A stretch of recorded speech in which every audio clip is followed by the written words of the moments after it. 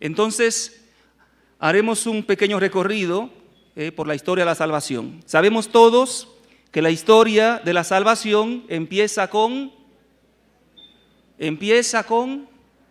Abraham, se termina con Jesucristo y se prolonga en la iglesia. La historia de la salvación comienza con Abraham, termina con Jesucristo y se prolonga en la iglesia. De tal manera que también nuestra vida, nuestra historia es historia de salvación. Me gustaba mucho, por ejemplo, la primera lectura en la misa del día de ayer y también del día de hoy, porque conforme Dios va creando, el autor sagrado, en este relato largo de la creación, hay dos relatos, en el Génesis, capítulo 1, capítulo 2, este relato largo nos dice que Dios va creando todo día por día, y pasó una tarde, pasó una mañana, día primero, y vio Dios que estaba bien. El estribillo es muy bonito porque después de cada día, conforme Dios va creando, y vio Dios que estaba bien. Y también nuestra vida, con sus altos y bajos, con sus luces y sombras, también ve Dios que estaba bien. Hay un salmo que dice, me estuvo bien el sufrir, lo que nadie quiere. Al menos aquí en Arequipa ya no está la iglesia pare de sufrir. Pero hay mucha gente que no quiere sufrir, que el sufrimiento le espanta. Hay gente muy católica que cuando sufre pierde la fe que nunca tuvo, porque quien tiene fe ante el sufrimiento se abraza más a Jesucristo crucificado, que también ha sufrido, se hizo hombre para sufrir, para dar su vida por nosotros. Entonces al cristiano el sufrimiento no lo aleja de Dios, sino que lo acerca más, lo une a Cristo. San Pablo dice en una de sus cartas que mientras los judíos piden signos, los griegos buscan sabiduría, nosotros predicamos a Cristo crucificado. No dice a Cristo resucitado, dice Cristo crucificado. Antes las casas todas tenían un crucifijo, hoy muy pocas casas tienen un crucifijo. En las escuelas se quitan los crucifijos, en los lugares públicos se quitan los crucifijos, porque el sufrimiento al hombre le espanta. Un problema de los jóvenes de hoy es que no saben sufrir, porque se le evita el sufrimiento. Ante el primer llanto hay que darle agüita de socorro. Lo que pide, una tablet, un celular, hay que evitarle el sufrimiento. Llegan a ser adultos y no saben sufrir. ¿Por qué hay tantos matrimonios que se rompen a los 2 meses? Porque no están dispuestos a sufrir y el matrimonio implica sufrimiento.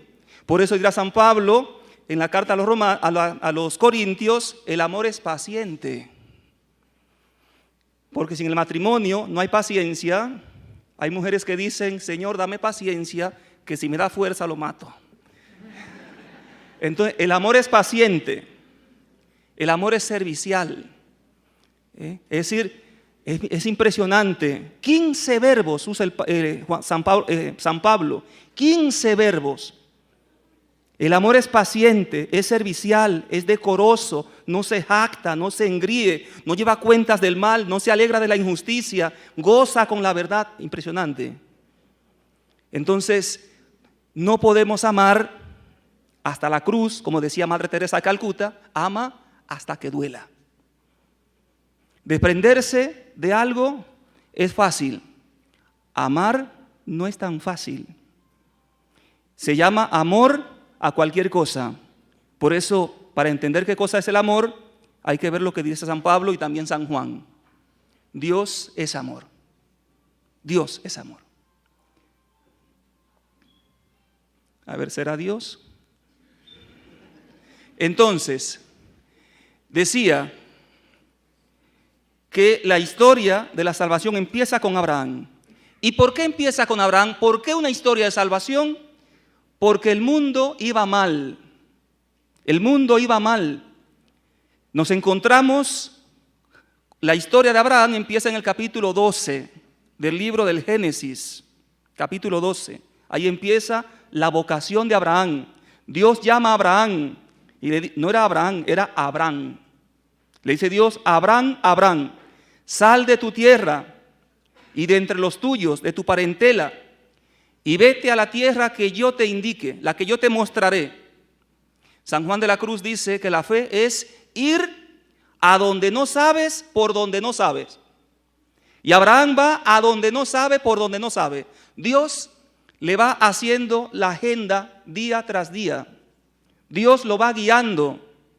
¿Y por qué Dios llama a Abraham? Entonces vemos un poco que hay 11 capítulos que nos presentan, dice el Papa Benedicto XVI, como unos pequeños cuadros a través de los cuales la Biblia responde a las grandes interrogantes del hombre.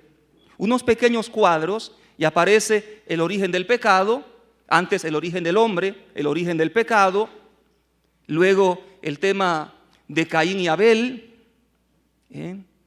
como el pecado de Adán tiene una consecuencia y recae entonces el pecado de Caín. Y yo pregunto, ¿quién mató a Caín? No.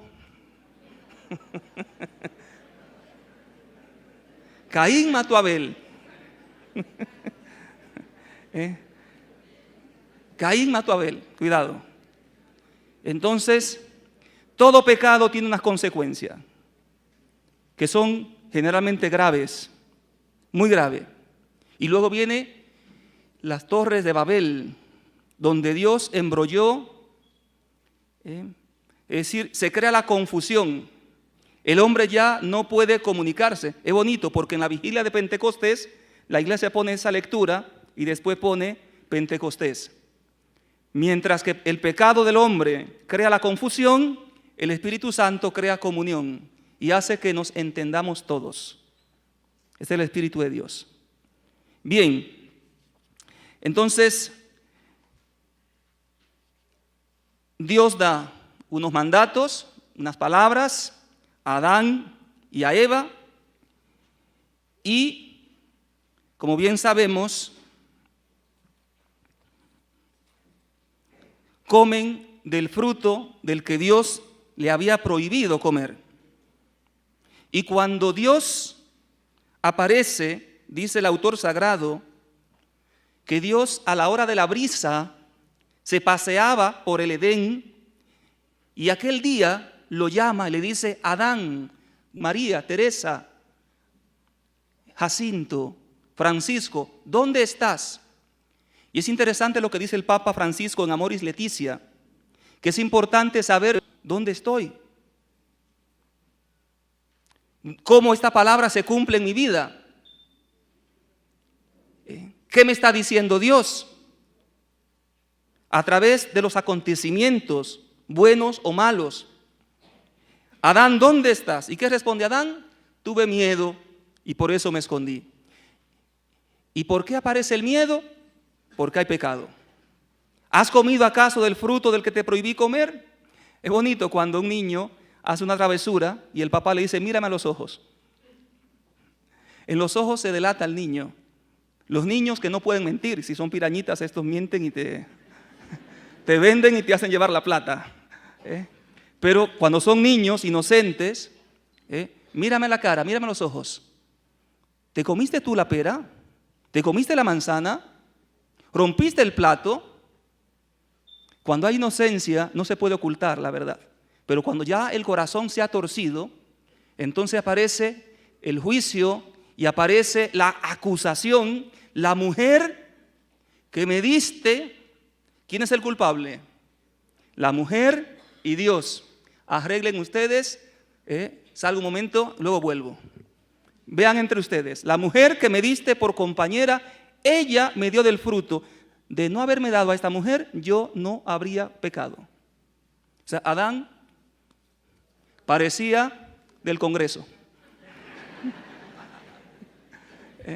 Interesante, ¿no? O como nosotros, ¿cuántas veces nos lavamos las manos? Y no para purificarnos, sino para decir: soy inocente. Por eso, fíjense qué bueno es Dios. Fíjense qué bueno es Dios. Dirá San Pablo, si por la desobediencia de un hombre todos pecaron, por la obediencia de otro hombre todos somos salvos. Mientras que Adán ha desobedecido, pecado de Adán, un pecado de desobediencia, Dios le da un mandato, no obedece, entonces por la obediencia de Cristo, y dirá el himno a la Kénosis de Filipenses, capítulo 2, dice, obediente hasta la muerte y muerte de cruz. Obediente hasta la muerte. Por eso el centurión, cuando Cristo muere, ¿qué dice? Realmente este hombre es hijo de Dios.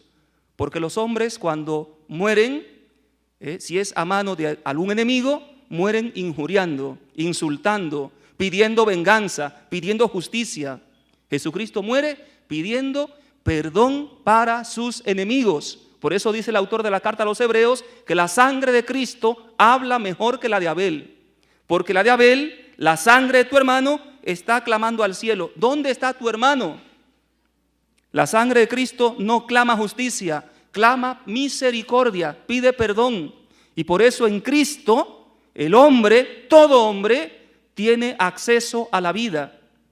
Por eso quien abraza a Cristo, estos días salía el Salmo 22, el Señor es mi pastor en la liturgia, el Señor es mi pastor, nada me falta.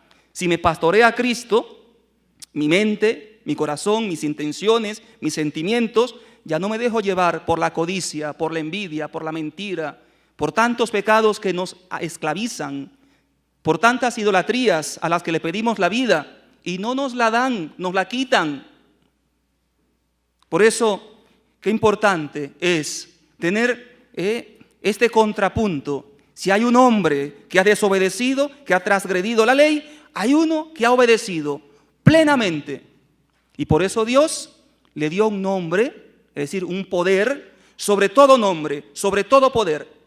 De modo que al nombre de Jesús toda rodilla se doble en el cielo, en la tierra, en el abismo, y toda lengua proclame, Jesús es Kyrios, Señor. En la Escritura, Señor, no aparece casi, o mejor dicho, en el Nuevo Testamento no aparece la palabra Yahvé. ¿Saben por qué? Porque se traduce por Señor. Cuando dice San Pablo Jesús es Señor, al mundo hebreo le está diciendo Jesús es Yahvé. Jesús es la manifestación plena de Dios. De tal manera que en Él tenemos acceso a una vida nueva. Porque así como Dios, vamos a ver más adelante, libera a Israel de la esclavitud de Egipto, Cristo nos libra o nos libera, nos arranca de nuestro Egipto existencial, de nuestra esclavitud, de nuestro pecado. Entonces, volvemos un momentito a Abraham. ¿Quién es Abraham? Abraham, dice la Escritura, era un nómada. Vivía en Ur de Caldea, en Babilonia, cuando Dios lo llama. Y su esposa, Sarai, era anciana y estéril. Y seguramente habrá buscado tantos medios para tener un hijo. ¿Saben cuál es el primer mandamiento en la Biblia? No, en la Biblia. Génesis 1, 26 me parece. Creced y multiplicaos. Es un mandato, creced. Es un imperativo. Crezcan y multiplíquense. En el Antiguo Testamento, no tener hijos era considerarse maldito. Por eso la hija de Jefté, uno de los jueces, cuando Jefté hace una promesa a Dios, Señor, te voy a sacrificar lo primero que salga de mi casa, si es que si regreso victorioso. Y él pensaba que iba a salir la suegra, y no, salió la hija.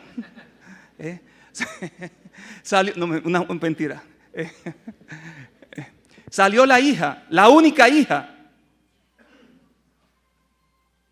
Si apagan los celulares será mucho mejor para no estar, yo me distraigo y cambio de tema. Entonces, ¿qué hace la hija de Jefté? Le pide autorización para que antes del sacrificio pueda salir por los montes a llorar con sus amigas. Es decir, la fecundidad era signo de la bendición de Dios. La esterilidad es signo de la maldición de Dios. Y por eso en el Antiguo Testamento hay una sola persona, hasta donde yo sé, que no se le reconoce hijo por mandato de Dios, que es el profeta Jeremías, que le dice Dios: no tomes mujer, no engendre hijo. Jeremías 16. No tome mujer, no engendre hijo. ¿Por qué? Porque el pueblo va a quedar devastado. Van a ir todos al exilio. Aquí no crecerán los niños. El pueblo de Israel va a ir al exilio. Viene la desolación, la devastación. Entonces es un castigo, es una maldición. Por eso el celibato de Jeremías hace presente que Dios abandona a su pueblo. Todo lo contrario con el celibato de Jesucristo. El reino de Dios ha llegado ya, donde ellos no toman mujeres y ellas no toman marido. No sé si me explico, se entiende, ¿no? O sea, tiene una connotación, un sentido totalmente opuesto. Y es bellísimo. Entonces Abraham no podía tener hijos.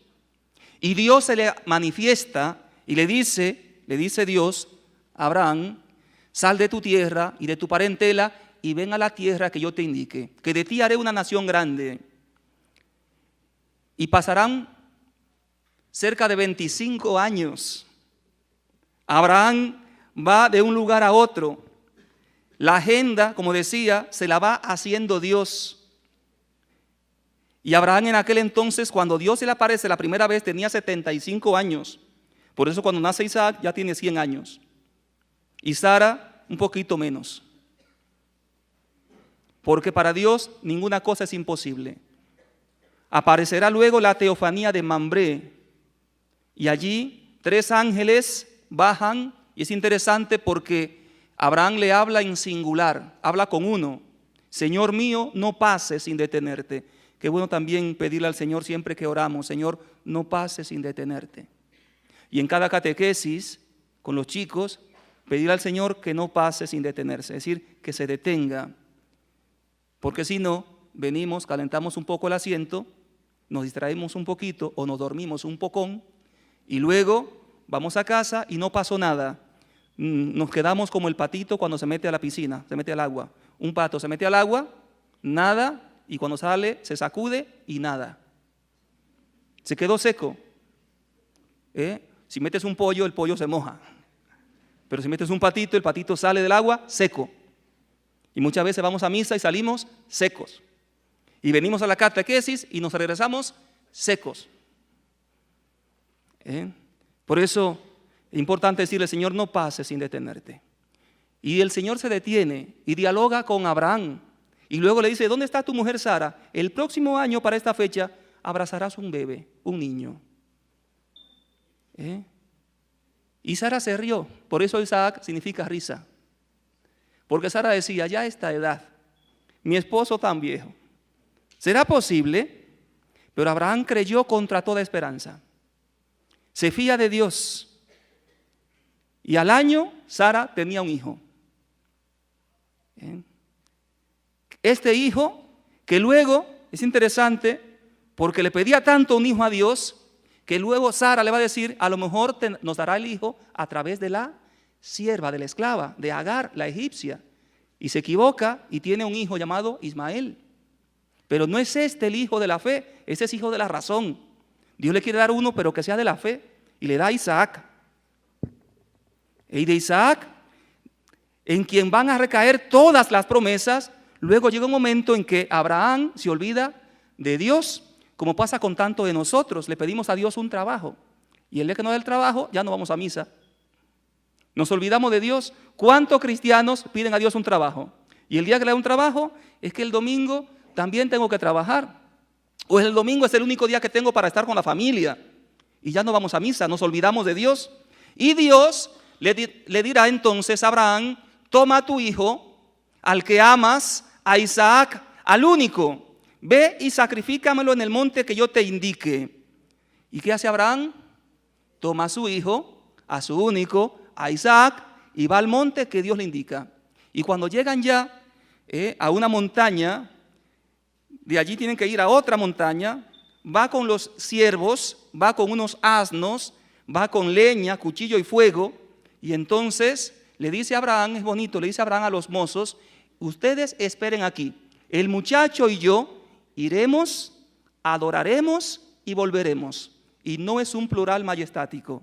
Le está diciendo algo muy serio y muy profundo. Abraham le está hablando en la fe. No sé cómo, pero Dios hará que volvamos. Nosotros iremos, adoraremos y volveremos. Nosotros, y hablaba de él y su hijo Isaac.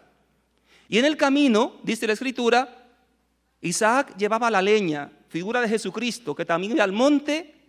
¿A qué monte? Al monte Gólgota, al monte de la crucifixión iba Jesús con el leño, con la cruz a cuestas. Isaac va con la leña y va caminando con su padre Abraham. Y le dice, Padre, tenemos fuego, leña y cuchillo. ¿Y dónde está el holocausto? ¿Y qué le responde su padre? Prepárate, corderito. No. Le dice, Dios proveerá. ¿Cuál es la respuesta cuando no hay respuesta? Dios proveerá. Cuando el sufrimiento llega al tope, ya sea personal, familiar, económico, del tipo que sea, cuando los ojos de la cara no pueden ver, cuando se nos obnubila todo, cuando nos quedamos sin piso, cuando sentimos que la vida carece de sentido, ¿cuál es la respuesta? Dios proveerá. Es la respuesta de Abraham. No le dice a su hijo, tendré que matarte. No le dice a su hijo, Dios me ha dicho que te mate. No, le dice, Dios proveerá. ¿Y qué dice la Escritura? Que cuando ya tenía a su hijo sobre un montón de leña, para el holocausto significa todo quemado, todo sacrificado a Dios, y ya levantando la mano con el cuchillo en alto, el ángel de Yahvé le dice, Abraham, Abraham, no hagas daño al niño, ya sé que eres temeroso de Dios.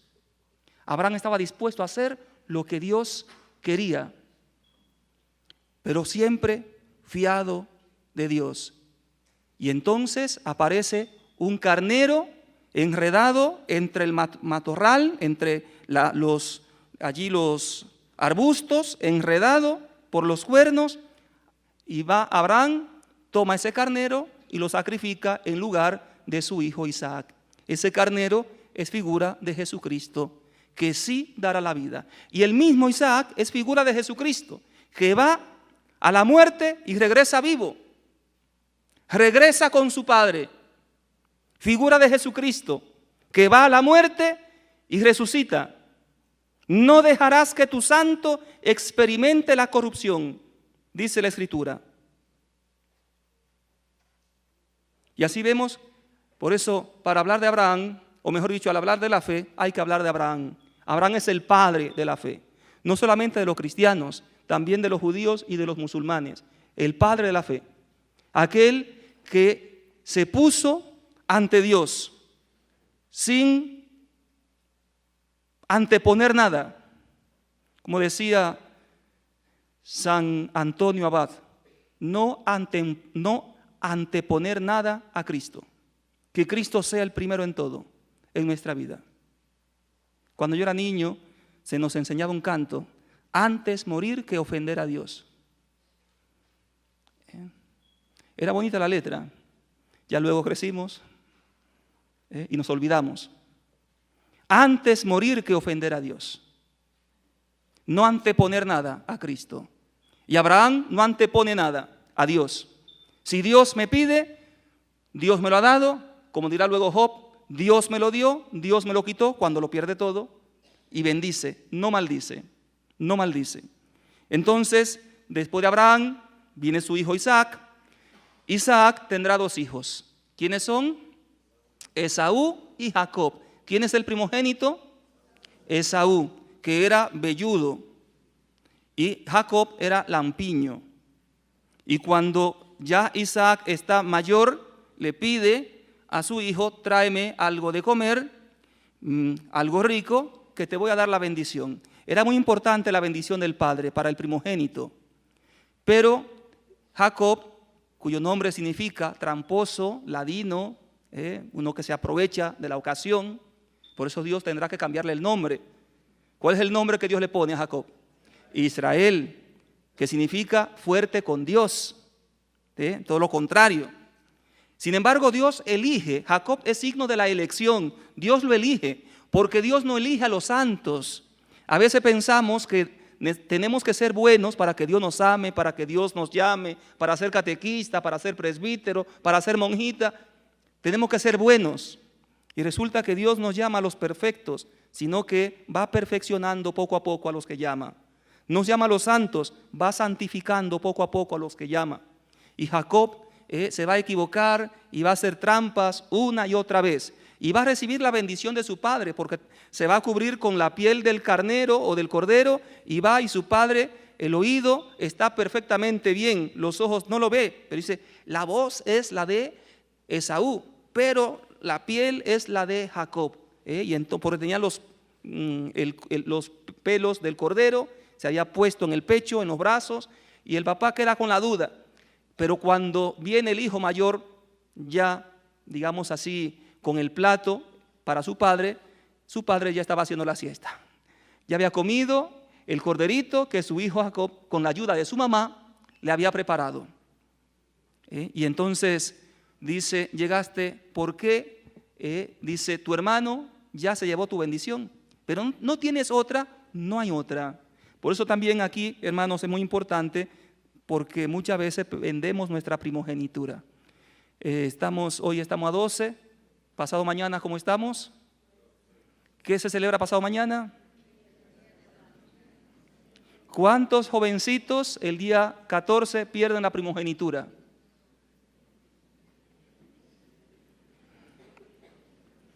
Es para llorar, es para llorar. Es para llorar. Aquí en Arequipa, me acuerdo que hace como 7, 8 años, decía uno de los padres Camilos, que Arequipa estaba en tercer lugar en índice de enfermos de SIDA. Hace como 7 años. Dice, hace 10 años Arequipa ocupaba el lugar 10. Ahora está Arequipa en el tercer lugar. Yo no sé si ya está en el primer lugar, no lo sé. Pero porque no tenemos claro que hemos sido elegidos para ser santos e inmaculados. Y que la mejor manera de combatir estas enfermedades es con la pureza. Pero bueno, no quiero irme del tema.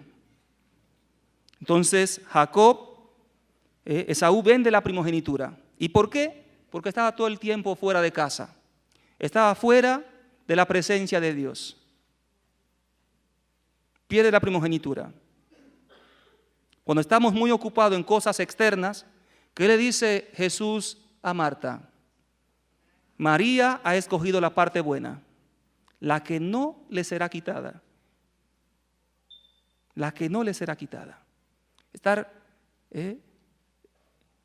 Ser reflexivos, mirar un poquito hacia adentro, tener cuidado porque el mundo nos distrae. Hay mucha gente que distrae, que vive distraída o abstraída.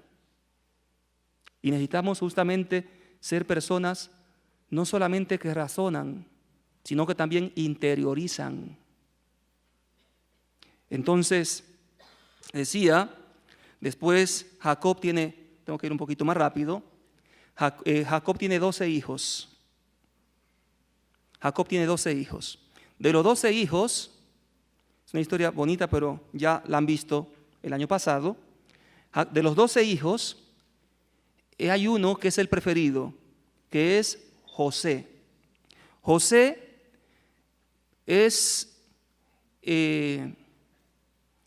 tiene el don de adivinar sueños. Y esto lo hacía público. No sé si por creído o por inocente, no lo sé.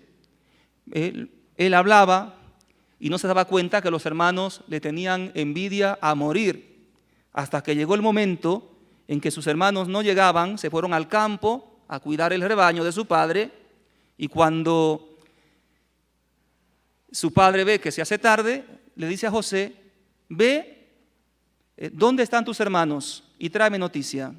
Él va y cuando está por allí, sus hermanos, cuando ya está llegando, sus hermanos traman matarlo. Pero Judá y otro dicen, no lo matemos. Le damos un escarmiento, poquito para que sepa que él es de los menores, que respeta a los mayores. Lo metemos aquí en un pozo, pero no lo matemos. Le quitan la túnica, matan un cordero, degüellan un cordero y con la sangre, toda la túnica se la mandan a su padre. La túnica rasgada, ensangrentada, le dicen, averigua si es la túnica de tu hijo. Fíjense lo que hacen los hermanos. Igual que en el hijo pródigo, ese hijo tuyo, no dice mi hermano, mira si es la túnica de tu hijo. En muchas familias también hablan así en las casas. Desde que llegó tu hijita, los hermanos, ¿no? Hay hermanos que hablan así en la casa.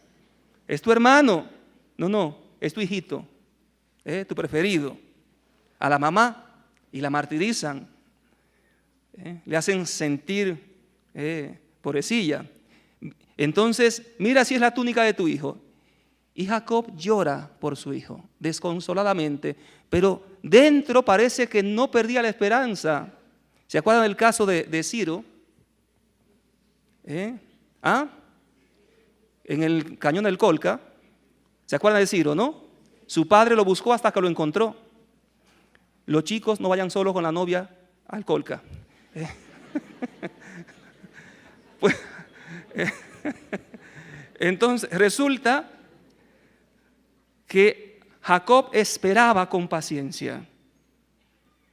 ¿Y qué hacen los hermanos? Ya que no pueden matarlo, lo venden a una caravana de madianitas, de Madián, que van a Egipto. Luego termina en casa de Putifar, el jefe de la guardia del faraón. Y la mujer de Putifar se enamora de José. No sé si Putifar era el hombre o era la mujer, no lo sé. Pero el caso es que se enamora de José y todo el día le decía, acuéstate conmigo. Creo que Monseñor dijo algo la semana pasada, ¿no? Cuando el chico te dice algo así, ya sabe qué tiene que hacer, ¿no? Usa zapato con taco, ¿ya? Entonces, resulta que le dice, la mujer insiste, hasta que un día se quedó sola en la casa y solo estaba ella y José. Y él, por casualidad, entra a la casa. Ella le agarra y como lo que tenía esta vestidura que usan todavía algunos orientales, se quedó con la vestidura en la mano y va y lo acusa y lo calumnia. Miren, mi esposo me trajo un hebreo para que se aproveche de mí. ¿Y dónde termina José? En el calabozo, en la mazmorra. Y allí se encuentra con el panadero y el copero del faraón. Dice el Midrash, un cuentito hebreo para explicar todas estas cosas, muy bonito, dice que si José, ¿cómo llegó José a ser primer ministro de Egipto? Llegó a ser primer ministro porque le adivinó el sueño al faraón, ¿no? ¿Y por qué le adivinó el sueño? Porque le había adivinado el sueño a los dos presos que estaban presos con él.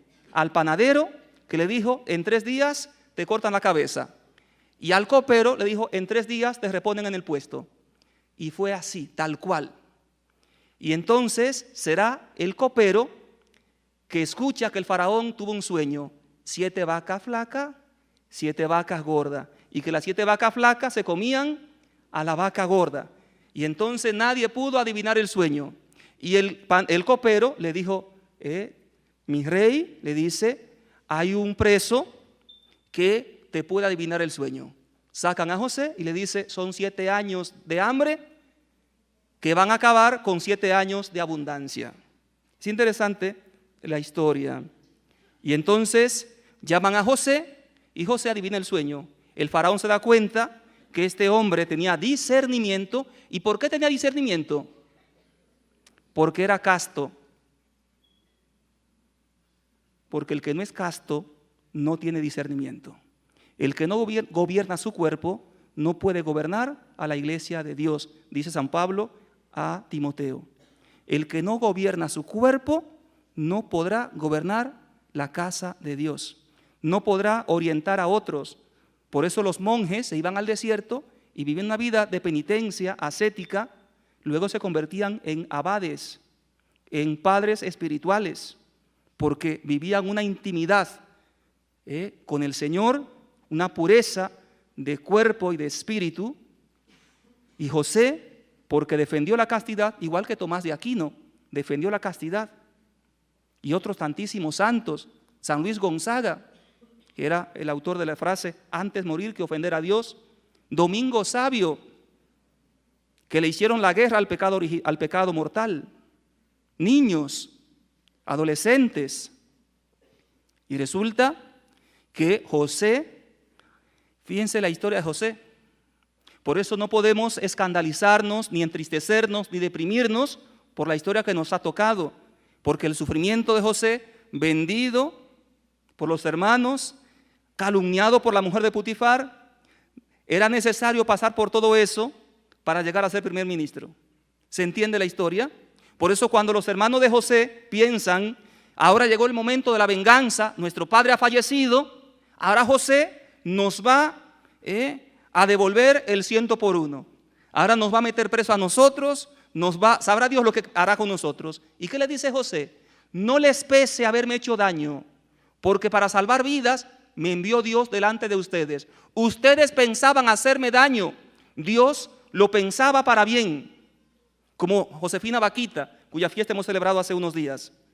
Si encuentro a los negreros que me vendieron, me latigaron, me castigaron, casi me matan, si yo lo encuentro, tenía 144 cicatrices en la espalda, Josefina Vaquita, de los latigazos que recibía de sus amos.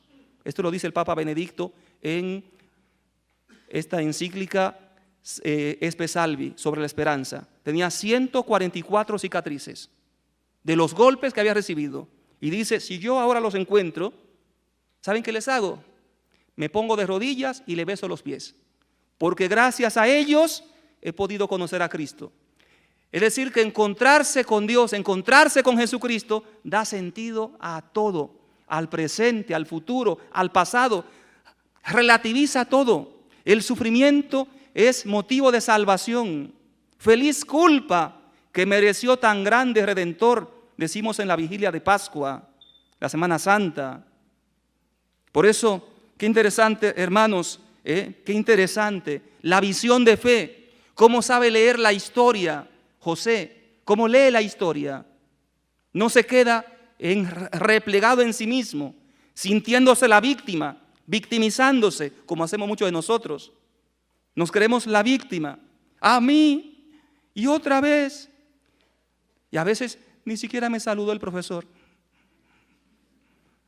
No me saludó. A mí tantas veces me han dicho, padre, ¿por qué usted no saluda? Digo, he saludado. El padre no me saluda. Y se entristecen. Imagínense, la visión de fe que tiene José para salvar vidas. Ustedes pensaban hacerme daño. Dios, por eso el Padre Pío de Pietrelcina decía que hasta que la vida no termina, no podemos ver la obra maravillosa que Dios está haciendo con nosotros. Si mirásemos una chompa hecha con hilo y la vemos al revés mientras la están haciendo, decimos, ¿y esto qué saldrá de aquí? Pero cuando la vemos acabada y la vemos ya no por el lado opuesto, sino que la vemos puesta, es bellísima. Pero mientras tanto hay que estar poniendo hilos, y Dios se encarga de hacer que todo encaje. Por eso tiene sentido la primera lectura de ayer y de hoy en la misa. Y vio Dios que estaba bien. Y vio Dios que estaba bien. Si hoy día estás sufriendo por algún pecado o por algún problema, o porque tu padre te abandonó, o porque alguien te ha utilizado, porque alguien te ha tocado, porque alguien te ha hecho daño, porque alguien te ha robado, porque alguien te ha defraudado, porque tienes una enfermedad, entonces todo esto viene para bien. En todo Dios interviene para bien de aquellos a los que ama. Esto es visión de fe. Esto no es para pasarlo por la razón. Esto para decir, si Dios lo permite, será bien. Porque Dios, aunque sea el mal, si lo permite, será para sacar un bien. Dice el Catecismo de la Iglesia Católica, del peor de los males, Dios saca el más grande de los bienes. ¿Cuál es el peor de los males? La muerte de Cristo. ¿Y cuál es el mayor de los bienes? La salvación del género humano. Porque no hay otro nombre dado a los hombres por el cual debamos salvarnos. De tal manera que si Dios permite el mal, es para sacar un bien mayor. O sea, de esto no tengamos la menor duda. Por eso San Pablo, en una de sus cartas, dice, Señor, solo te pido una cosa, no dudar nunca de tu amor. No dudar de tu amor. Si quieren, duden de ustedes, pero no duden del amor de Dios. No duden del amor de Dios. Aunque a veces tengamos que decir como Teresa de Ávila. Teresa de Ávila era una mística, doctora de la Iglesia, maestra de espiritualidad del siglo XVI. Y un día se estaba quejando y le dice, Señor, ¿por qué me tratas así? Y Jesús, que hablaba con ella, le dice, así trato a mis amigos. Dice, ahora entiendo por qué tiene tan pocos. Tiene tan pocos amigos, porque así trata Dios, Jesucristo, a los amigos. Les haces partícipes de la cruz, para pasar de la cruz a la luz. Pasando por el valle del llanto, Dios lo cambia en bendición. Y entonces, después de José, pasa un tiempo, viene un faraón que no conoce a José, que no conoce la historia, ¿y qué hace? Se da cuenta que el pueblo era muy numeroso, ese pueblo, iba a decir venezolano, no, el pueblo hebreo ya era muy numeroso, crecían muchísimo, y entonces tiene que usar unas técnicas para evitar el crecimiento. ¿Y qué hacen? Dice, le dice a las comadronas, cuando una mujer esté a punto de dar a luz, si es niño, mátenlo. Si es niña, déjenla con vida. Y entonces empieza la matanza, pero las comadronas hebreas temían a Dios, tenían el temor de Dios. Y entonces, un día le llama el faraón, ¿por qué nacen los varones? ¿Por qué nacen los niños? Es que las mujeres hebreas son muy robustas, son muy fuertes, y cuando llegamos nosotras ya ha nacido el bebé. Y la mamá de Moisés, ¿qué hace? Tiene que esconderlo, tiene que ocultarlo, unos 3 o 6 meses, no recuerdo exactamente. Lo oculta, pero llega un momento en que ya no puedes estar con él. Lo mete en una cesta de mimbre, lo lleva al río Nilo y la niñita, su hermanita mayor, Miriam, va siguiendo la vereda hasta que llega a donde estaba la hija del faraón que se estaba bañando con sus sirvientas y destapa la cesta y ¿qué hace? Se encuentra con un regalito, un niño, y quedó encantada. Agarró el niño, lo cargó y quiso criarlo como hijo suyo. Y entonces es bonita toda esta historia porque resulta que la niña se acerca y le dice, hay una hebrea que puede amamantarlo, puede criarlo. ¿Quién lo cría? Su propia madre. Termina criando a Moisés.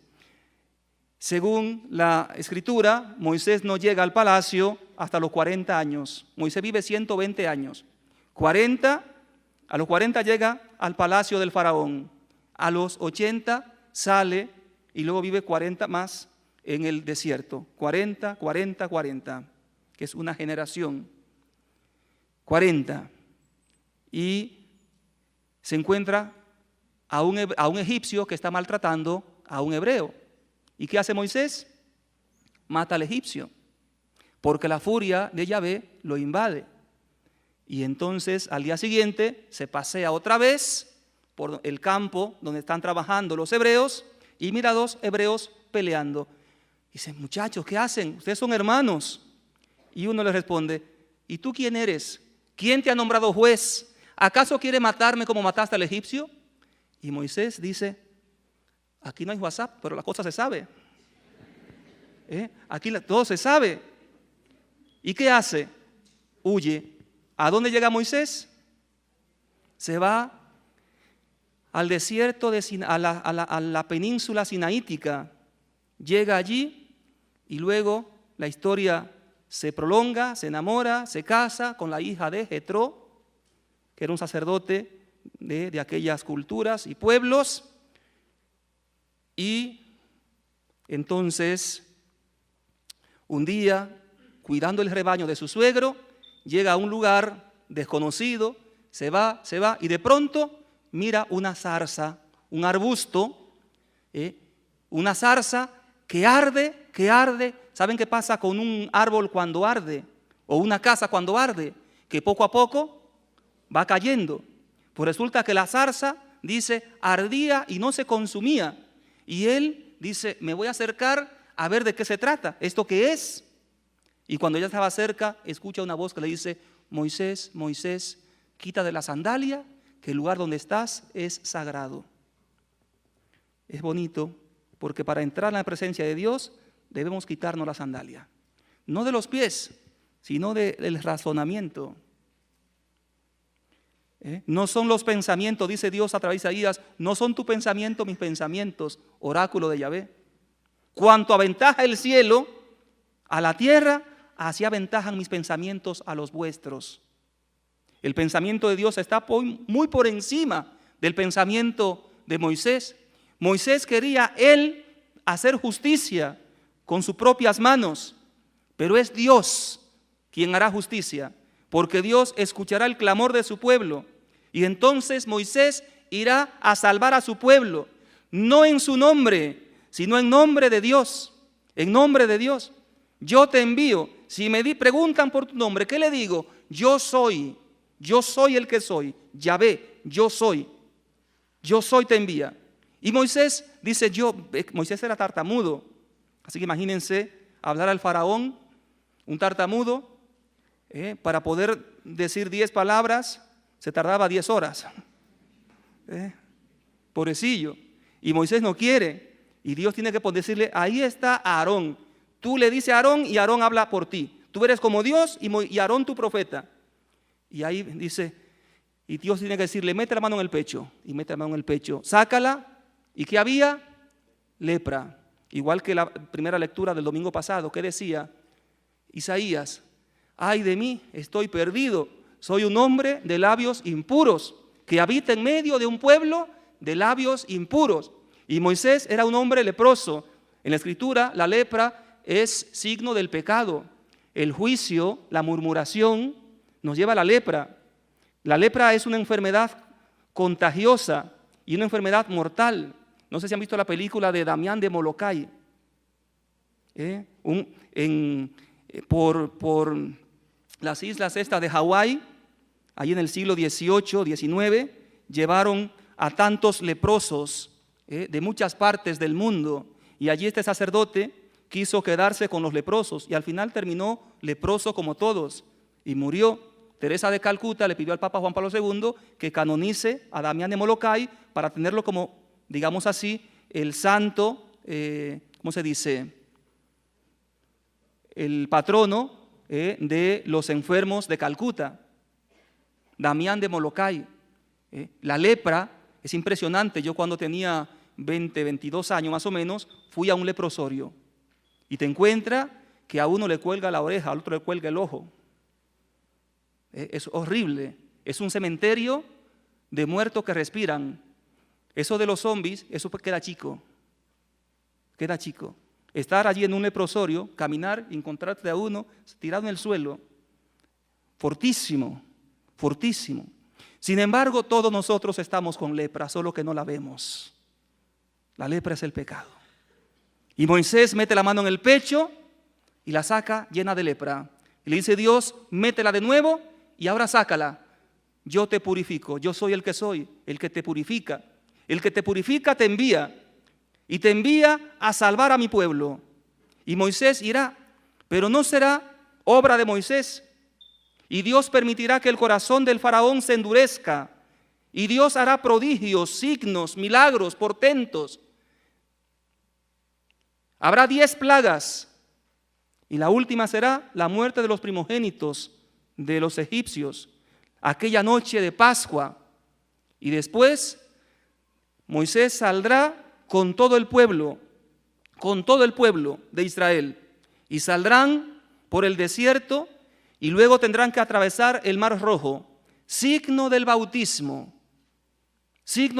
atravesarán el Mar Rojo, signo del bautismo. Y Dios le dice a Moisés, con el cayado toca las aguas del mar, y el mar se divide formando muralla a derecha e izquierda, y todo el pueblo pudo pasar. Y cuando el ejército del faraón quiso hacer lo mismo, ¿qué pasó? Precipitó en el mar caballo y caballeros, todos fueron sepultados en las aguas de la muerte, signo de que en el bautismo todos nuestros enemigos quedan sepultados. Y el pueblo de Israel canta, dice el capítulo 15 del libro del Éxodo, y Moisés y el pueblo entonaron este canto a Yahvé. Cantemos a Yahvé que se cubrió de gloria. Por eso cuando en el Evangelio de San Juan llegan unos griegos, le dicen a Felipe, queremos ver a Jesús, y Felipe llama a Andrés, y Andrés y Felipe van, hay unos griegos que quieren verte, y dice Jesús, ha llegado la hora en que sea glorificado el Hijo del Hombre. Padre, glorifica tu nombre. Y una voz del cielo dice, lo he glorificado, y de nuevo lo glorificaré. Dios glorifica su nombre sacando a Israel de Egipto, y glorifica su nombre resucitando a Jesús de la muerte, porque Israel poco a poco irá entendiendo la situación. Vamos a ver más adelante, si Dios nos ayuda, va entendiendo el tema de la resurrección por la experiencia espiritual, la experiencia ontológica, existencial. Dios resucita a los muertos. Israel estaba en la esclavitud haciendo ladrillos de día y de noche. Dice el Midrash de Moisés, contado por los sabios, que mujeres embarazadas tenían que estar, decía, amasando el barro para hacer ladrillos, y a veces daban a luz y tenían que estar pisando al niño, porque venía el capataz con el látigo. Era terrible cuando Dios mira el pecado de su pueblo, igual que pasó en Sodoma y Gomorra en tiempos de Abraham y de Lot. Dios mira y se compadece y condesciende y se pone de parte del que sufre y salva al oprimido. Y entonces, ya una vez que están al otro lado, la historia continúa. ¿Y ahora qué hacemos? Y unos van a murmurar, nos ha sacado, el pobre Moisés, dice la Escritura, él era el hombre más sufrido de la tierra. Era el hombre más sufrido.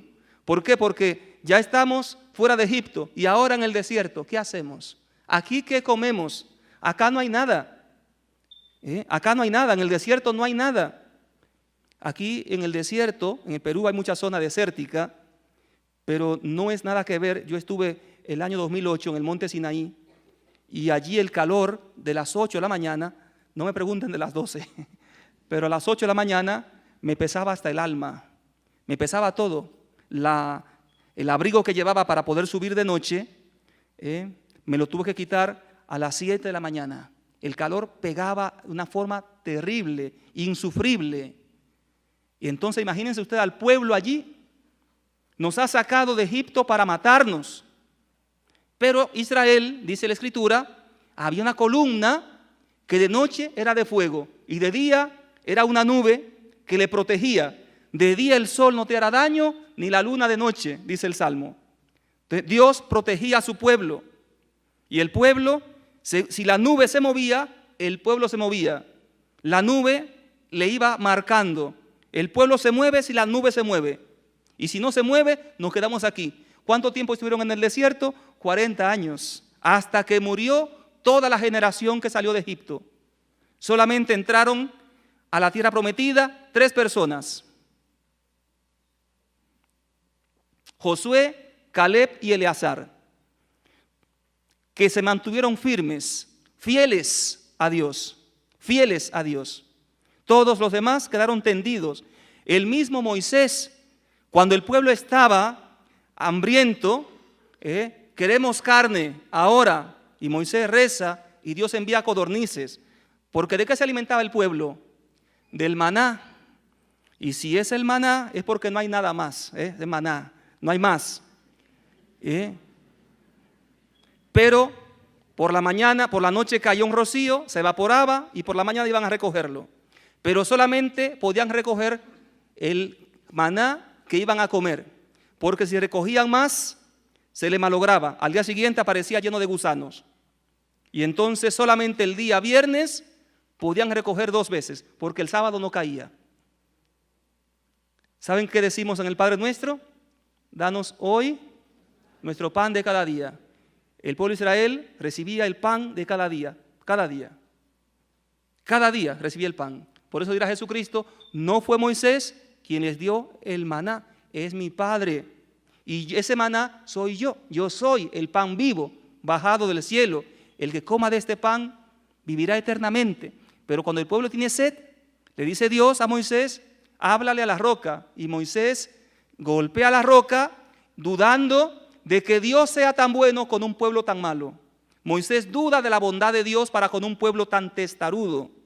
Y por eso le dice, escuchen israelita, ¿será capaz Dios de darle agua de esta roca? Y la golpea. Y dice la Escritura que por este motivo, por esta razón, Moisés no entró en la tierra prometida. ¿Cuántas veces pensamos nosotros, decimos, no, ya para este no hay solución? Este borrachito de la esquina que siempre lo veo, o como creo que Mike Tyson, que aparece con un cigarro de cocaína, una cosa enorme. Dice, yo para este, para el drogadicto del barrio,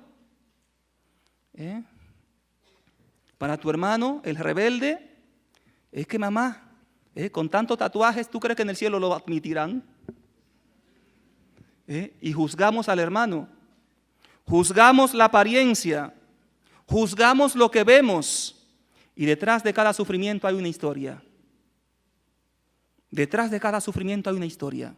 Por eso el cristiano no juzga, porque el juicio del hombre es un juicio temerario. El juicio de Cristo es un juicio de misericordia, de perdón, de reconciliación. Y entonces, después que han salido, han atravesado el mar, signo del bautismo. Luego comen el maná, signo de... los que están despiertos respondan. El maná es signo de la Eucaristía. Y luego Dios en el monte Sinaí hace una alianza, signo de la confirmación. Hace una alianza. El fruto de la Pascua es la alianza. Un pueblo que no era pueblo, era un grupito de esclavos. Con ese grupito de esclavos Dios se identifica. Dios le dice, si ustedes guardan mis mandatos, ustedes serán mi pueblo y yo seré su Dios. Y Dios saldrá siempre como defensor de este pueblo. Dios hace una alianza que luego dirá Jesucristo en la última cena, esta es mi alianza nueva y eterna. Dios había hecho mucha alianza con su pueblo. Hizo una alianza con Caín. El que te mate te pagará 7 veces, y le puso una señal en la frente. Dios hizo una alianza con Noé, el arco iris. Parece que no salió en Aplao, no hubo arco iris. Pero Dios Dios pone el arco iris como señal de que no acabará el mundo, de que no habrá un diluvio que acabe como lo hubo en tiempos de Noé. Y luego hizo una alianza con Abraham, la alianza de la circuncisión. Y luego hizo una alianza con Moisés en el monte Sinaí, hasta que llega Cristo y hace una alianza nueva y eterna, no ya externa, sino interna y eterna. Interna, alianza en su sangre, esta es mi sangre, sangre de la alianza nueva y eterna, derramada por ustedes y por muchos para el perdón de los pecados. De tal manera que esa alianza es eterna, es infalible. Dios se ha puesto de nuestra parte, se ha aliado a nosotros. Por eso con la encarnación, Cristo se ha unido a todos nosotros. Hemos quedado vinculados a Cristo. Por eso dirá San Pablo, ya nada ni nadie podrá apartarnos de Cristo. Ni la altura ni la profundidad, ni el hambre, ni el sueño, ni la muerte ni la vida, ni otra criatura alguna podrá apartarnos del amor de Dios manifestado en Cristo. Porque Cristo ha hecho una alianza, se ha unido a nosotros. Y por eso en la misa, cuando el sacerdote hace la doxología, toma la patena y el cáliz y dice, por Cristo, con Él y en Él, podría decir, digo podría, no que debe decir, nos unimos por Cristo, con Él y en Él, y nos ofrecemos a Dios, unidos a Cristo. Nuestra vida entra en el cáliz y en la patena, y nos ofrecemos. Porque ¿qué ofrecemos a Dios? ¿Qué ofrecemos? Pan y vino. ¿Y qué simbolizan? ¿Qué representan sacramentalmente? El cuerpo y la sangre. ¿Y de dónde tomó el cuerpo y la sangre? De nosotros. Porque María era hermana nuestra, dirá San Agustín. Es decir, en cuanto a Dios, el Verbo, en cuanto a Dios, no tenía ni cuerpo ni sangre. Los tomó de María, es decir, asumió la condición humana. Y por eso con Cristo nos ofrecemos. Y entonces, tengo que ir avanzando porque si no, no hablaré de los macabeos.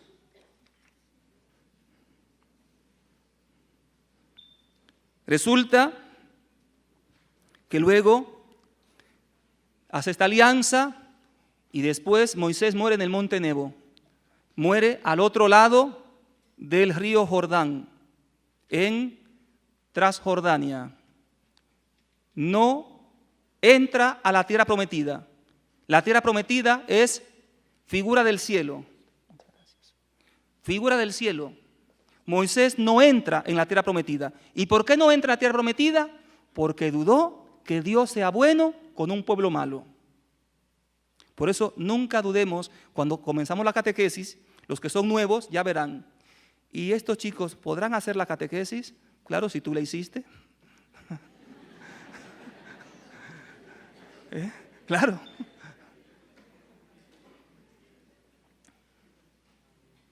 Dicen que a veces la vaca no se acuerda cuando fue ternera, ¿no?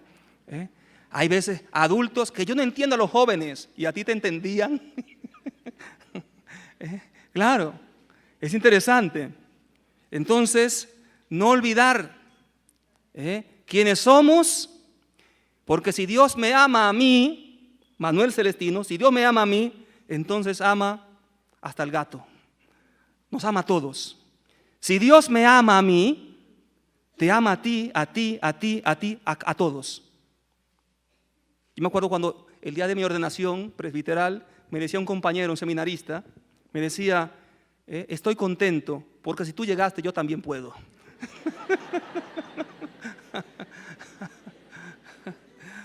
Pues eso. Entonces, si Dios me ama a mí, seguro que te ama a ti. Segurísimo que te ama a ti. Yo soy consciente de que muchas de las cosas que he vivido, buenas y malas, gracias y pecado, es para que pueda también saber que Dios es bueno con todos. No por mis méritos, que tengo poquísimos, sino por su gracia. No porque yo sea bueno, sino porque Dios es bueno. El bueno es Él. Decía Teresa Catalina de Siena, soy la nada más el pecado, pero amada por Dios. La nada más el pecado, pero amada por Dios. No se olviden de la segunda parte, que a veces nos quedamos con la primera parte y nos deprimimos. Soy la nada más el pecado, una fruta prohibida y una fruta podrida. Y nos quedamos ahí. Nadie me mira, nadie me quiere. Mientras todos en San Valentín están con corazones y chocolates,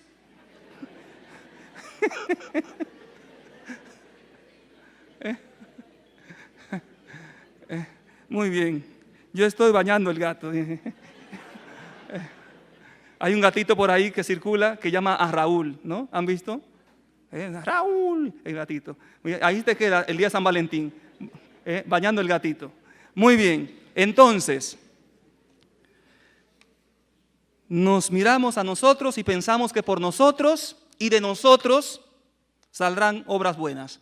Y no nos damos cuenta que todo es obra de Dios. Por eso la historia de salvación es bonito leerla y saberla para ver que también nuestra vida, con sus altos y sus bajos, es historia de salvación. Una vez que Moisés muere, el pueblo entra. ¿Quién introduce al pueblo? Josué, el discípulo de Moisés, introduce al pueblo en la tierra prometida. Y más llegan allí, hace la asamblea de Siquén y le dice al pueblo: elijan ustedes a quién quieren servir, al Dios de vuestros padres, aquellos que sirvieron a los ídolos, a los dioses de vuestros padres que sirvieron a los ídolos, o a Yahvé, porque mi familia y yo serviremos a Yahvé. Y el pueblo hace una alianza, es decir, ratifica el pacto allí con Josué. Y una vez que ya se dispersan 12 tribus, el país queda dividido, así como están las provincias, Israel queda dividido, Dan queda al norte, la parte más alta es Dan, por eso el río Jordán, debajo de Dan, el río Jordán. Dan es uno de los 12 hijos de Jacob, esa tribu le toca arriba. Judá queda por justamente Jerusalén, por eso los judíos son los descendientes de Judá. Y así los benjaminitas de Benjamín. San Pablo era de la tribu de Benjamín. En tiempo de Jesús se sabía todavía a qué tribu pertenecía. Jesús no era de la tribu de Leví, no era sacerdote. Jesús era de la tribu de Judá. Y por eso descendiente de David, que era la tribu de la realeza, de los reyes. Y es interesante todo esto, hermanos, porque hacen un pacto, Josué con todo el pueblo, y todos dicen sí, sí, sí, sí. Pero después de unos días, otra vez se olvidan de Dios. ¿Y qué hace Dios? Le envía un enemigo que viene y le da una cachetadita, le roba el trigo, se lleva a las mujeres, hacen un terrible lo que sufre el pueblo de Israel. Y entonces el pueblo clama a Dios y Dios le envía un juez. Y siempre, y se sigue esta temática, son 12 jueces, 12. La vez pasada, el año pasado vimos el tema de los jueces, ¿se acordarán? Y hablamos de Sansón y Dalila, ¿se acuerdan? Y Sansón, ¿qué perdió? Las 7 trenzas, ¿signo de qué? Los 7 dones del Espíritu Santo. Y le sacaron los 2 ojos, ¿signo de qué? Para ver a Dios y ver al prójimo. Le sacaron los ojos. ¿Y Sansón por qué se deja conquistar por Dalila? Por Sansón. Claro, dice, Dalila lo sonsacó, es decir, le sacó el sonso. Lo sonsacó. Entonces, es interesante. Él jugaba con fuego, jugaba, era muy ahí, es decir, no era radical, jugaba. Cuidado con los enamorados también, a veces juegan. Uno pone la mano aquí primero y después aquí, y va bajando, y luego a Sansón le pasa algo parecido. Y Dalila dice, y cuéntame, y dime. Y Dalila era instruida por los filisteos, porque era filistea. Los chicos cristianos no se enamoran de las filisteas. Y los chicos, ni los chicos de las filisteas, ni las chicas de los filisteos, es decir, de los paganos. Un cristiano se casa con una cristiana. Y una cristiana se casa con un cristiano, aunque no sea Ronaldo, con un cristiano. Entonces, es importante, porque si te casas con un pagano, es más fácil que tú salgas de la iglesia a que él entre. Y si entra, es para sacarte. Si no tiene 2 o 3 años perseverando seriamente, mejor dile, ¿sabes qué? Quiero ser monja. No por decepción ni por soledad, sino porque Dios habla en la historia. Porque es mejor no haber conocido nunca a Dios, dice la Escritura, mejor no conocer a Dios nunca que después de haberlo conocido, apartarse de Él. Y hay un salmo que dice, que me encanta, un salmo, dice, para mí lo bueno es estar junto a Dios, Salmo 72, para mí lo bueno es estar junto a Dios, porque los que de Él se alejan se pierden. Los que de Dios se alejan se pierden. ¿Y tú quieres perderte? ¿Quieres perderte? Porque el mundo te pierde. Enemigo del alma, el mundo, el demonio y la carne. Por eso, mira bien, antes de que sea tarde. Y entonces, los jueces, y después vienen el último juez es Samuel. Y Samuel unge rey primero a Saúl, pero Saúl tenía un corazón, no era radical también Saúl. Saúl quería estar bien con Dios y bien con los hombres. ¿Saben lo que le pasa a un hombre cuando monta a 2 caballos a la vez? No se imaginen. Entonces, quería estar bien con Dios y quería estar bien con los hombres. Y muchas veces no podemos estar bien con Dios y bien con los hombres. No podemos muchas veces estar bien con Dios y bien con los hombres. Nadie puede servir a 2 señores, porque amando a uno, desprecia a otro. Y hay un pecado que se llama saulismo, que justamente eso, querer estar bien con Dios y bien con los hombres. Y cuando el profeta Samuel le dice a Saúl,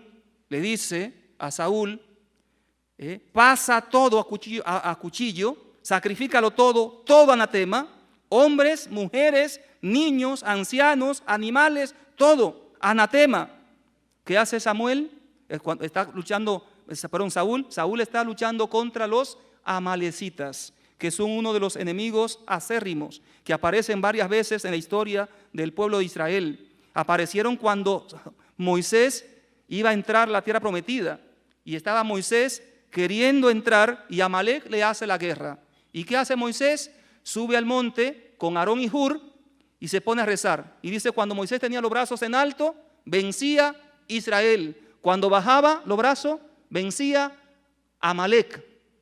Cuando rezamos, vencemos en Cristo. Cuando dejamos de rezar, vence la tentación. Vence Amalec. ¿Cómo se vence la tentación? Con la oración, no cayendo en ella.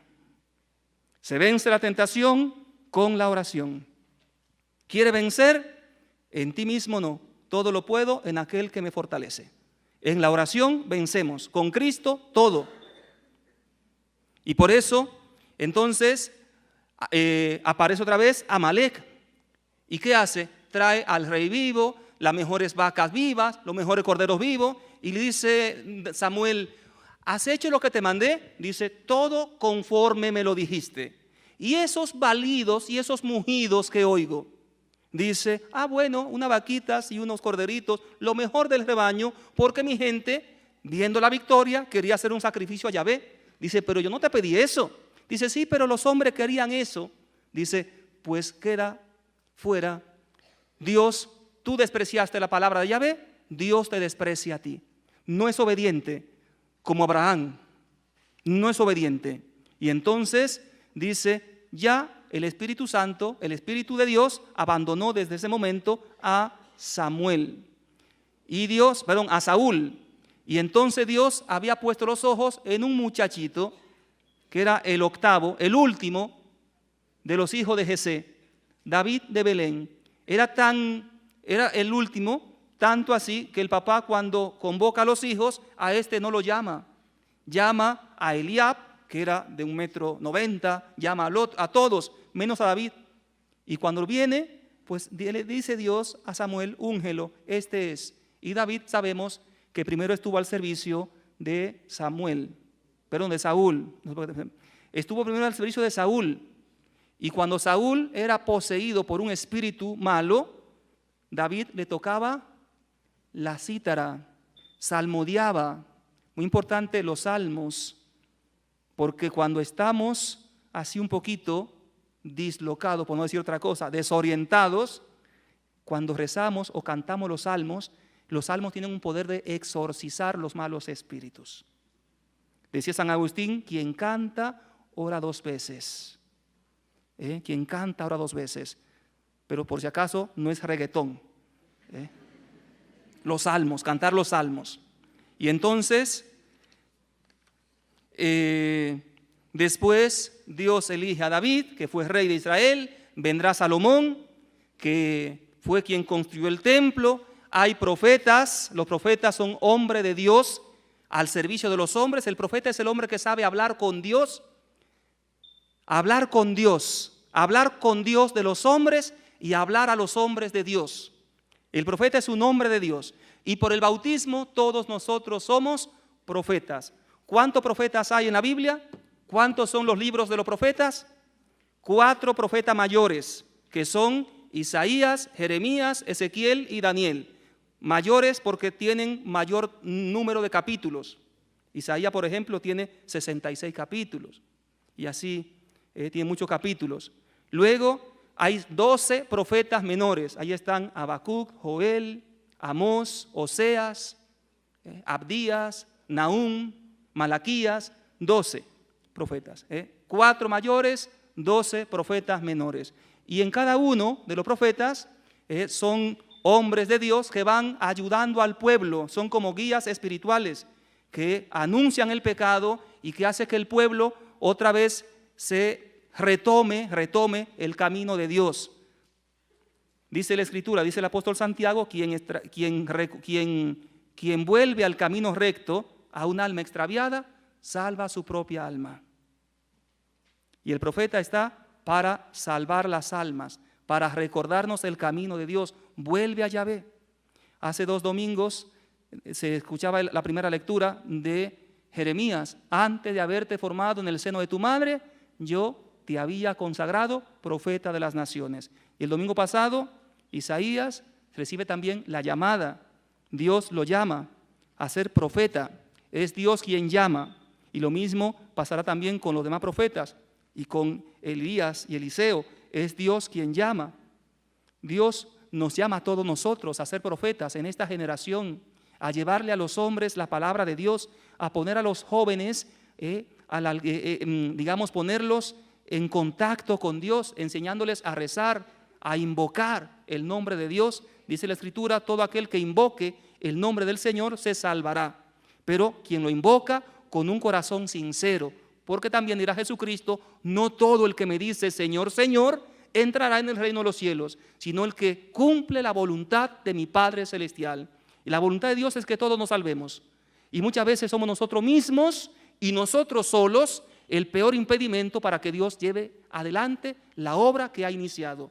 Dios ha iniciado una obra con nosotros, una obra de salvación, una obra, por eso la historia de Israel es tu historia y es mi historia. La historia de Israel es nuestra historia, es nuestra historia. Por eso no podemos perder de vista que Dios nos ha llamado en esta generación para que seamos profetas, hombres de Dios al servicio de los hombres. Y después, dentro de esta historia de Israel, entonces habrá el exilio. El pueblo tendrá que ir al exilio. El año 721 antes de Cristo vendrá el jefe del ejército de Asiria, que queda al norte de Babilonia, Asiria, Asur, cuya capital es Nínive, los ninivitas, recordemos la historia de Jonás. Entonces viene Sargón II, el jefe de la guardia de este país enemigo, invade al reino del norte, porque Israel, después de Salomón, rey, se había dividido en 2, reino del norte, reino del sur. Y el año 721, el reino del norte irá al exilio, a Asiria. Y luego, el año 586, también los del sur irán al exilio. Y luego regresarán juntos después del rey de Babilonia, Nabucodonosor, habrá otro imperio que se levante, los persas y después los medos.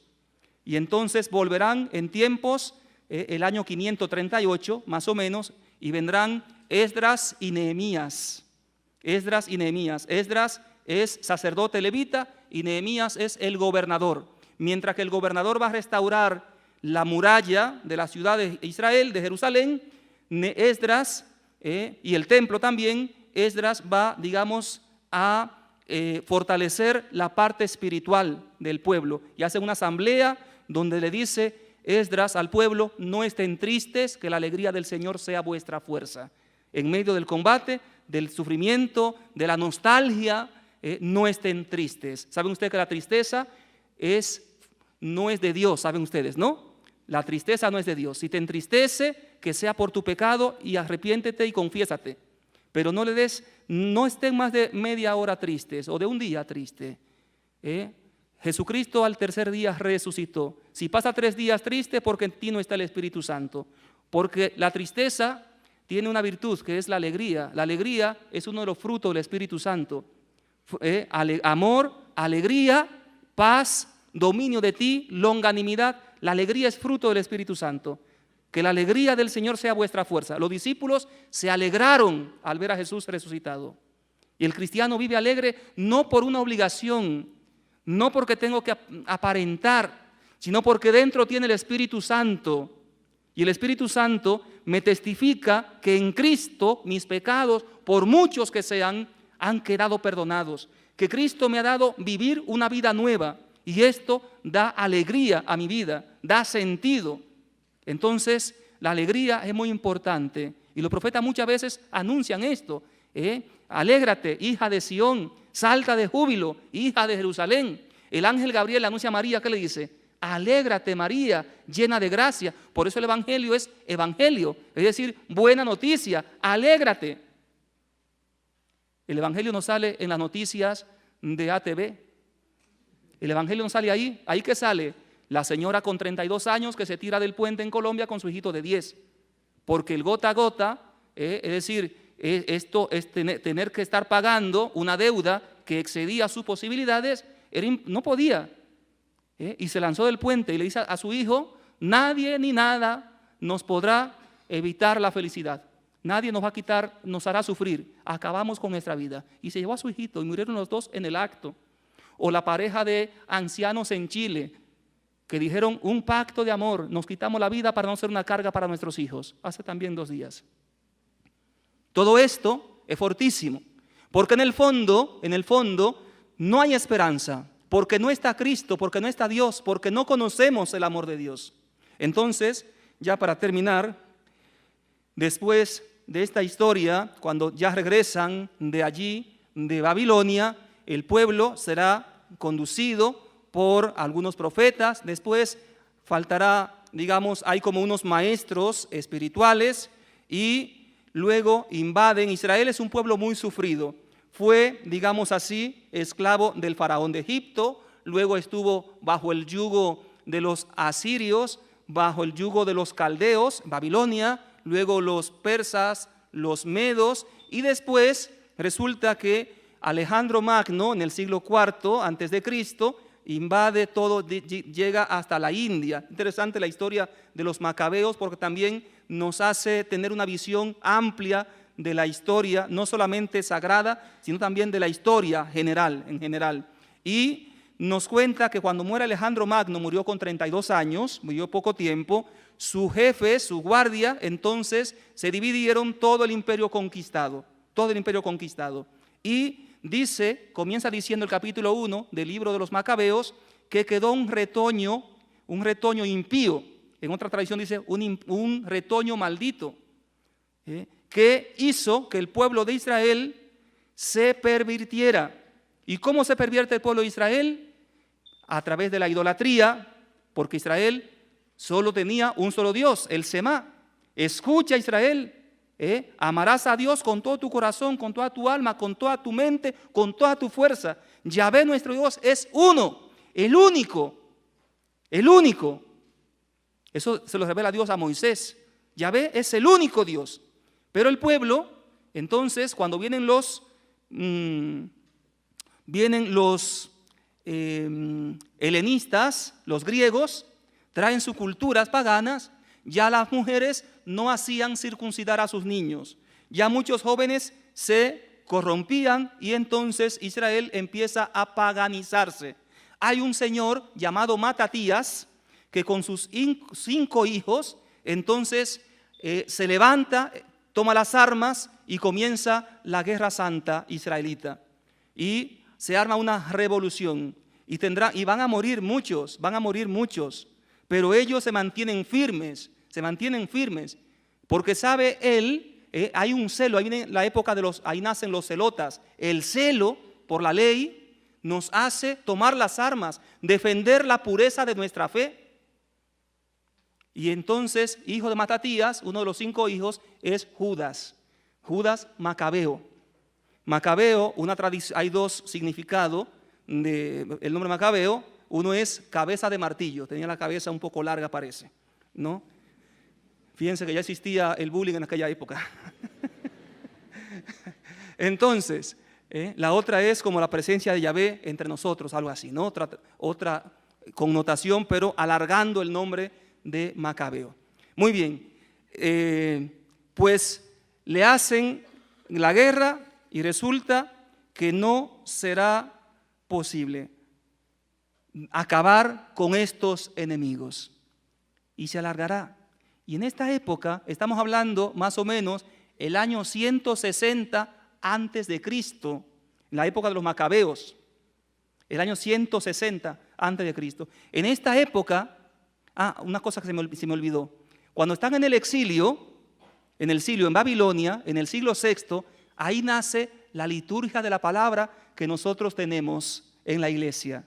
La lección divina también, algunos dicen que nace de esta época, porque es cuando se reúnen para hablar y para escribir, y muchos de los textos bíblicos del Antiguo Testamento son de esta época, de la época del exilio. Dios lleva a Israel al exilio para entrar en contacto con Él a través de su palabra. Dice el profeta, creo que es un texto del libro de Daniel: en estos momentos no tenemos sacerdotes, ni templo, ni ofrenda, ni sacrificio. Dice que nuestra oración sea un sacrificio agradable a ti. No tenían nada. En el desierto, allí en Babilonia, estaban alejados de todo. Por eso luego tendrán que reconstruir el templo y purificar el templo. Y dirá Jesucristo en su momento: destruid este templo y yo en 3 días lo levantaré. Pero no hablaba del templo de Salomón, hablaba del templo de su cuerpo, que al 3er día lo levanta de la muerte, destruido por los hombres, levantado por la fuerza del Espíritu Santo. Y todos nosotros, cada uno de nosotros, por el bautismo, somos templo del Espíritu Santo. Por eso un cristiano tiene cuidado. Hay pecados, San Pablo dice: todo me es lícito, pero no todo me conviene. Somos templo del Espíritu Santo, no lo olvidemos. Y entonces, en esta época de los macabeos, lo más resaltante, y con esto termino, si Dios no me ayuda a terminar, me ayudan ustedes. Con esto termino. Lo más resaltante de los libros de los macabeos es unas afirmaciones que son inéditas, es decir, que son nuevas en la historia del Antiguo Testamento. Aparece el tema de la resurrección de los muertos. En el capítulo 7 del segundo libro de los Macabeos, conocen la historia de los 7 hermanos. 7 hermanos y una madre. Y luego resulta que al hijo mayor, me gustaría solamente leer un poquito, 2 versículos. ¿Qué pasa allí con el hijo mayor? Es interesante. Se dio otro caso. Después hay un caso anterior que es un anciano de 80 años que querían hacerle probar carne de cerdo prohibida por los judíos. ¿Y qué dijo este anciano? ¿Cuántos años más de vida me quedan? 3 o 4. Si yo pruebo de esta carne prohibida, aún sea simulando, aunque me den otra carne, pero van a pensar los jóvenes que Eleazar a sus 80 años ha apostatado, ha renegado de su fe y van a seguir mis pasos. Como yo voy a morir pronto, no pasa nada que me quiten la vida hoy. Manteniéndose firme en la fe, firme en la fe. Lo que decía y Eleazar, un anciano testimonio, él dice en el capítulo de los Macabeos, se juntó con su madre, el rey, para probar carne de puerco y nervios de buey. Esto duele, lo que esto significa. Estamos dispuestos a violar las leyes de nuestros antepasados. Imagínense, estamos dispuestos a morir. ¿Y qué han hecho con este joven?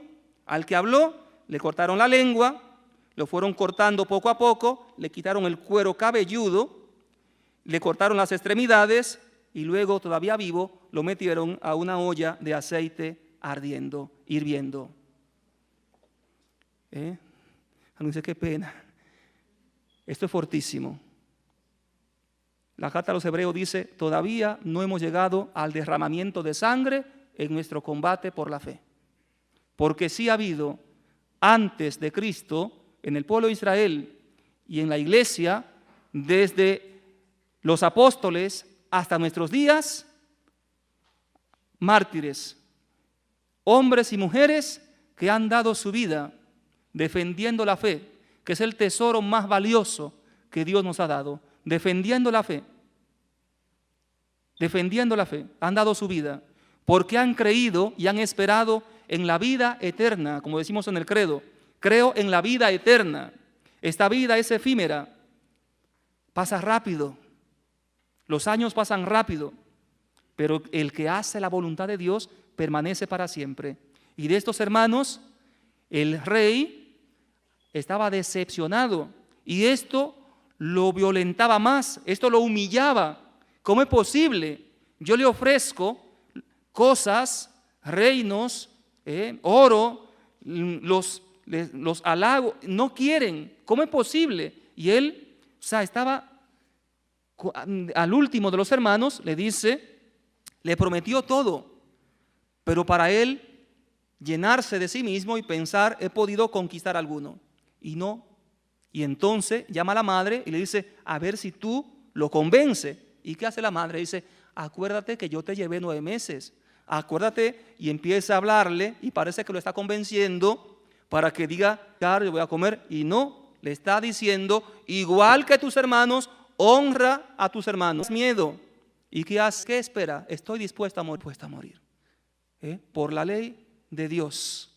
Y entonces, aquí aparece, digamos, el tema, la resurrección de los muertos, sanciones, es decir, pagar. Dios sabrá a aquellos que mantuvieron fiel. Decimos también en el credo, vendrá como juez de vivos y muertos. Y dirá a los de la derecha, vengan benditos de mi Padre. A los de la izquierda, apartaos de mí, malditos. Y entonces, la oración también por los difuntos. Cuando hay un grupo que muere en un combate, ¿qué hacen los macabeos? Recogen una colecta y la mandan a Jerusalén. Fíjense que se hace misa a modo de sufragio por el alma de alguien que ha fallecido. Esta costumbre ya venía antes de Cristo, en el pueblo de Israel, en la época de los macabeos. Se hizo una colecta y la mandaron al templo para ofrecer un sacrificio por el alma de los caídos en el combate. Y después también aparece el mérito de los mártires y la intercesión de los santos. Con esto yo no quiero ya hablar más, creo que he hablado muchísimo.